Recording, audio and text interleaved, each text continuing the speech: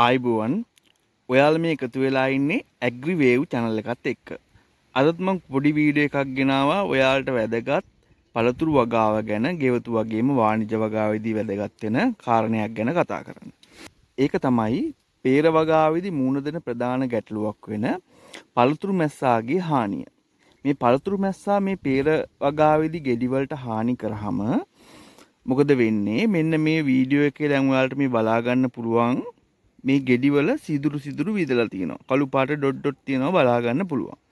ඒ කියන්නේ මේ පළතුරු වැස්සා මෙන්න මේ විදිහට තැන් වලින් විදලා ඇතුළට බිත්තර දාලා තමයි මේ තියෙන්නේ.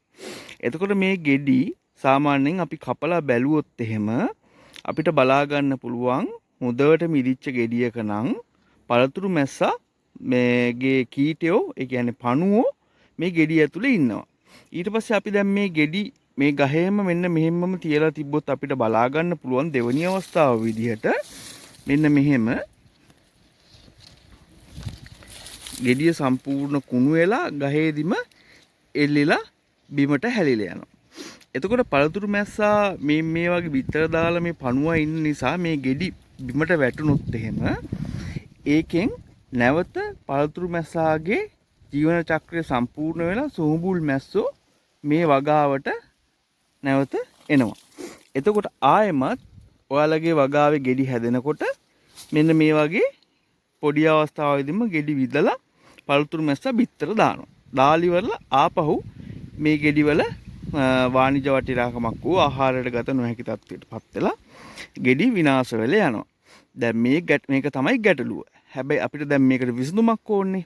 මේකට විසඳුමක් කල්පනා කරනකොට පළවෙනි දේ තමයි අපි මේකෙදි ඒකාබද්ධ පලිබෝධ පාලන ක්‍රමයකට යන්න ඕනේ. ඒකෙදි පළවෙනියටම අපි කරන්න ඕනේ මේකට බෙහෙත් ගහන එක නෙවෙයි.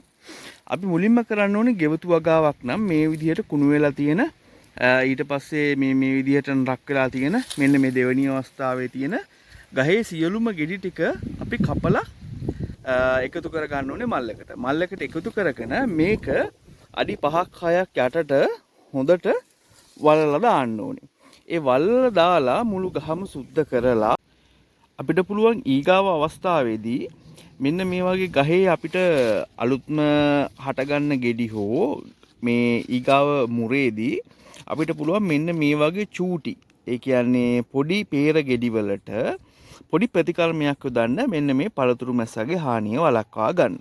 පළවෙනි දේ තමයි මෙන්න මේටත් වඩා චුට්ටක් පොඩි නම් ගොඩක් හොඳයි. මෙන්න මේ විදිහට මේ ගෙඩියේ මේ තියෙන කොළ අයින් කරන්න ඕනේ. මෙන්න මෙහෙම. මෙන්න මෙහෙම කොළ අයින් කරලා මේ ගෙඩිය මෙතන සෙකටියරයකින් හරි පිහියකින් හරි කපලා මේ කොළ ටික ඉස්සලා අයින් කර ගන්නවා.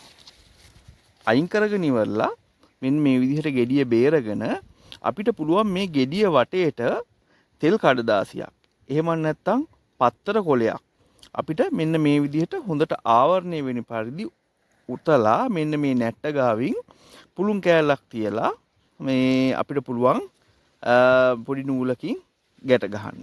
අපිට ගෙවතු වගාවක් නම් මේ වැඩි පහසුවෙන්ම තෙල් කඩදාසියක් මේක වටේට උතලා උඩ පැත්තෙන් ගැටයක් දාලා මේ ගෙඩිය කවර් වෙන විදිහට අපිට තියාගන්න පුළුවන්. එතකොට අපිට පළතුරු මැස්සගේ හානියෙන් මේ ගෙඩි බේරගෙන වළක්වා ගන්න පුළුවන්. ඊට අමතරව අපිට වගාව ගොඩක් ලොකු වාණිජ වගාවක් නම් අපිට පුළුවන් පළතුරු මැස්සගේ ඇම පාවිච්චි කරන්න. එහෙම නැත්නම් අපිට peer වලටම දෙලුම් වලටම තියෙනවා පොඩි කාබන් බෑග් එකක්. ඕගොල්ලෝ දන්නවා ඇති අර අඹ වගාවිදි තියෙනවා කාබන් බෑග් එකක්. අර දුඹුරු පාට බෑග් එක. අන්න ඒකෙම peer සහ දෙලුම් වලට බෑග් එක වෙනම තියෙනවා. අන්න ඒ බෑග් එකක් අපිට අරගෙන මේ peer වලට පාවිච්චි කරන්න පුළුවන්. ඒක අපිට ගෙඩි සීසන් 2-3කටම ගලව අලුතෙන් පාවිච්චි කරන්නත් පුළුවන්. අන්න ඔය ක්‍රමයට අපිට පුළුවන් සරලව මේ පළතුරු මැස්සාගේ හානියෙන් ගෙඩි කිසිම රසායනික ද්‍රව්‍යයක් ස්ප්‍රේ කරන්න නැතුව මෙන්න මේ වගේ මේ බලන්න පළතුරු මැස්සා දැන් මේ අතේත් මගේ වහනවා. මෙන්න මෙයා තමයි පළතුරු මැස්සා. මේ තියෙන්නේ මගේ අතේ ඔය වහලේ ඉන්නේ. අන්න එන්නේ යාගෙන් අපිට මේ ගෙඩි බේර ගන්න පුළුවන්. ඊට අමතරව ඔයාලා වාණිජ වගාවක් කරනවා නම් මේ පළතුරු මැස්සාවගේ ගහණය පාලනය කරගන්න දැන් අපිට මේකෙන් මම පෙන්නන්නම් ඔයාලට වාණිජ වගාවක දර්ශනයක්. මෙන්න මේ විදිහට තමයි තියෙන්නේ. එතකොට ඔයාලා වාණිජ වගාවක් කරනවා නම් මෙන්න මේ විදිහට පළතුරු මැස්සාගේ හානිය පාලනය කරන්න ඇමක් පාවිච්චි කරන්න පුළුවන්.